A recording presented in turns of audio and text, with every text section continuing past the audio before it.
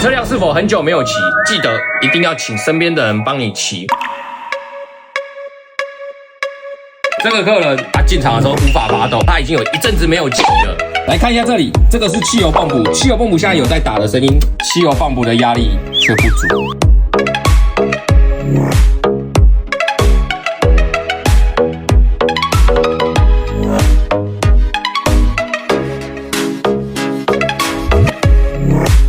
放上新的汽油泵补，让大家看一下汽油压力。汽油压力已经恢复到2点多了。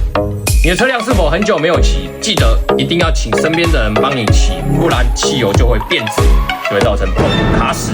汽车见解找 Hanson， 我在万华等你来。